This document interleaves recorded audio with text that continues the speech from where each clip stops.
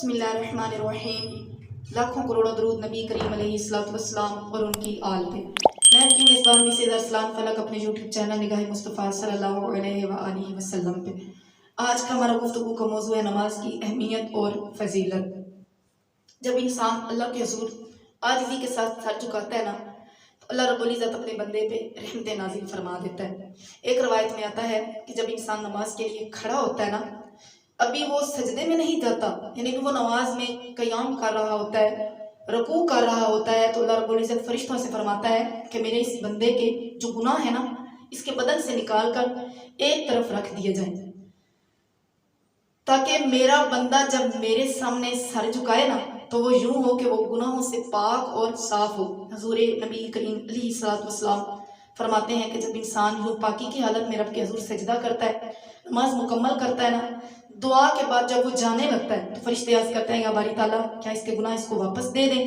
اللہ فرماتا ہے کہ نہیں، جس بندے کے گناہ ایک بار نکال لیے گئے دوبارہ اس کی جھولی میں نہیں ڈالنے۔ اسی طرح ایک اور روایت میں ہے کہ جب انسان نماز کے لیے کھڑا ہوتا ہے نا تو اس کے گناہ اس کے کندھوں اور سر پر آ جاتے ہیں۔ جب وہ انسان رکوع کرتا ہے تو جو کندھوں کے گناہ ہوتے ہیں نا وہ گر جاتے ہیں۔ جب وہ انسان سر مسجود ہوتا ہے، سجدہ کرتا ہے تو اس کے سارے گناہ گر جاتے ہیں، جو انسان گناہوں سے پاک ہو جاتا ہے۔ حضرت سلیمان فارسی کہتے ہیں کہ ایک دفعہ میں ایک درخت کے پاس پہنچا نا، ایک درخت کے نیچے تھا تو درخت کی شاخ کو پکڑ کر ہلایا، موسم خزاں تھا، زرد پتے جھڑنے لگے، تو میں نے عثمان سے کہا کہ آپ نے میرے سے پوچھا نہیں کہ میں نے ایسا کیوں کیا؟ تو جو صحابی تھے نا وہ کہنے لگے آپ بتا دیجئے۔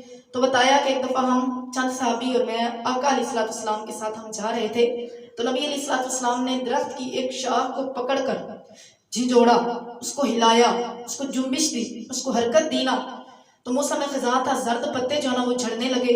تو نبی علیہ السلام نے فرمایا کہ سلمان آپ نے میرے سے پوچھا نہیں کہ میں نے ایسا کیوں کیا؟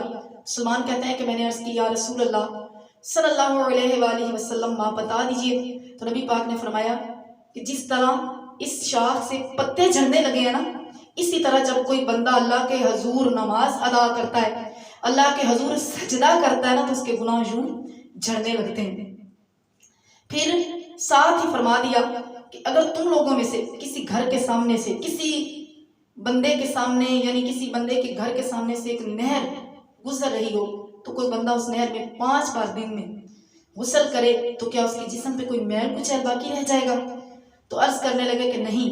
آقا علیہ السلام نے فرمایا بالکل اسی طرح جو انسان دن میں 5 وقت باوضو ہو کر رب کے حضور سر کو جھکاتا ہے نا تو اس کے بدن پر بھی کوئی میل کچیل جو ہے نا وہ باقی نہیں رہتا۔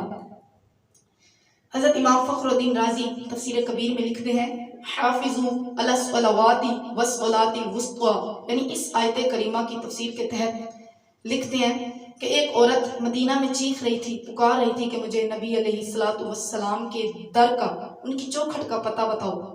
تو جب پتہ چلا تو آقا علیہ السلام کی خدمت میں حاضر ہوئی اور عرض کرنے لگی کہ یا رسول اللہ صلی اللہ علیہ وآلہ وسلم میرا شوہر موجود نہیں تھا گھر، اس کی غیر موجودگی میں نا میں نے زنا کر لیا تو میرا حمل ٹھہر گیا، جب بچہ پیدا ہوا نا تو مارے شرم کے نا اس بچے کو میں نے سرکے کے مرتبان میں ڈال دیا اور اسی سرکے کو میں فروخت کرتی رہی۔ تو اب آپ مجھے بتائیے کہ میں کیا کروں؟ نبی علیہ السلام کے سامنے اپنی وہ پریشانی جو ان کا ضمیر ان کو ملامت کر رہا تھا وہ پیش کی نا، تو نبی علیہ السلام نے فرمایا کہ شادی شدہ ہو اور شادی شدہ زانی ہو تو اس کے لیے سزا ہے رجم، اور جو بچہ قتل کیا ہے قتل کی سزا ہے قتل، تو جو سرکے کے مرتبان میں ڈالا ہے اس بچے کو پھر وہ سرکہ فروخت کیا ہے نا تو یہ گناہ کبیرہ کیا ہے۔ پھر ساتھ ہی نبی علیہ السلام نے فرمایا کہ اس کی سزا قیامت والے دن اللہ ہی دے گا آپ کو۔ اور کیا فرمایا کہ آپ تو ایسے گھبرائی ہوئی آئی تھی کہ مجھے گمان ہوا، مجھے لگا کہ کہیں آپ کی نماز اثر تو نہیں قضا ہو گئی۔ دیکھیں یہ نماز کا مقام، دیکھیں نماز کی اہمیت دیکھیں۔ اسی طرح آقا علیہ السلام فرماتے ہیں کہ جب ایک بندہ اللہ کے حضور سر جھکاتا ہے نا، اللہ رب العزت فرشتوں کے سامنے فخر محسوس کرتا ہے، کہتا ہے کہ دیکھو میرے بندے نے جتنے بھی گناہ کیے ہیں نا، آیا تو میرے سامنے ہی ہے نا، میرے سامنے ہی جھکا ہے، تو فرشتے گواہ ہو جاؤ، اے فرشتوں گواہ ہو جاؤ میں نے اس بندے کی مغفرت فرما دی۔ مسند امام احمد بن حنبل میں ہے کہ جب ایک انسان وضو کے لیے چلو میں پانی لیتا ہے نا، یعنی وضو کے پانی کا قطرہ، ایک قطرہ جب انسان کے بدن کو چھوتا ہے تو اللہ رب العزت اس کے گناہ معاف فرما دیتا ہے۔ وضو کا یہ مقام ہے، تو جب ایک انسان اللہ کے حضور سر مسجود ہو جاتا ہے تو اللہ اس پہ کتنا راضی ہوتا ہوگا نا۔ نبی علیہ السلام نے فرمایا کہ الصلاۃ معراج المؤمنین، کہ نماز مومنوں کا معراج ہے۔ الصلاۃ عماد الدین، نماز دین کا ستون ہے۔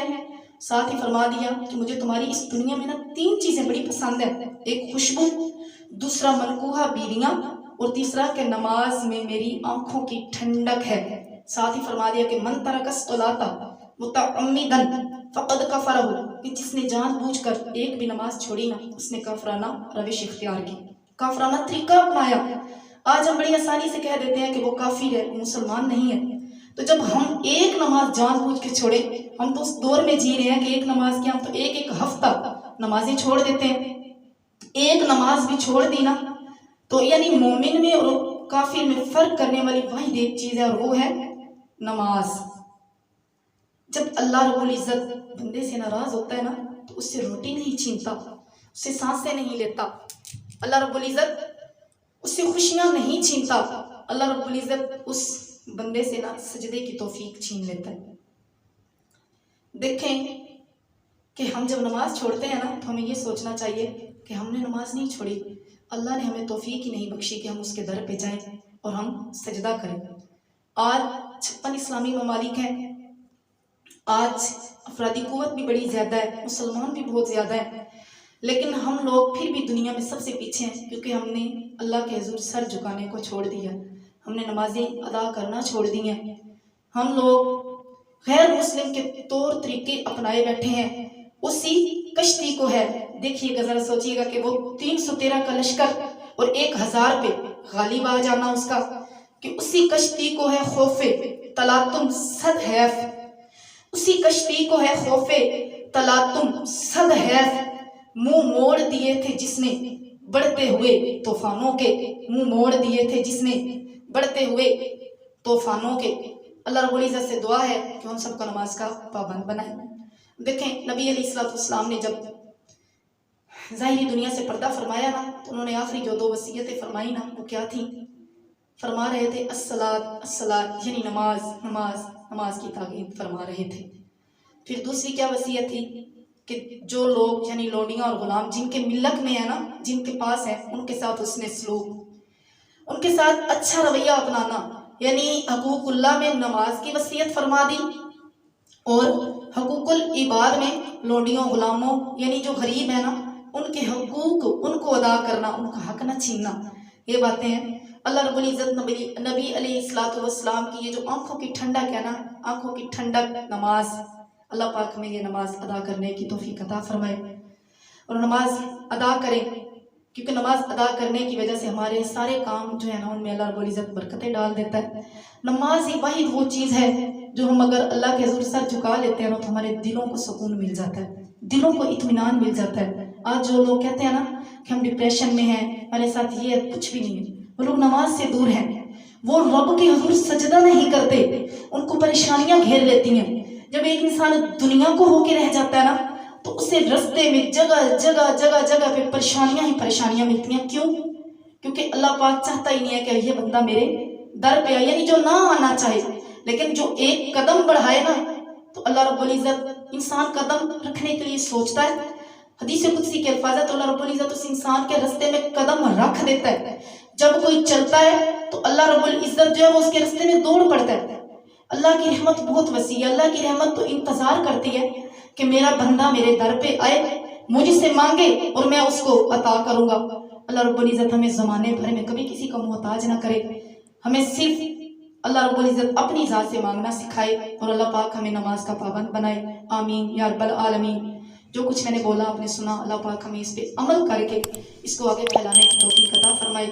وما علینا الا البلاغ المبین۔ السلام علیکم ورحمۃ اللہ وبرکاتہ۔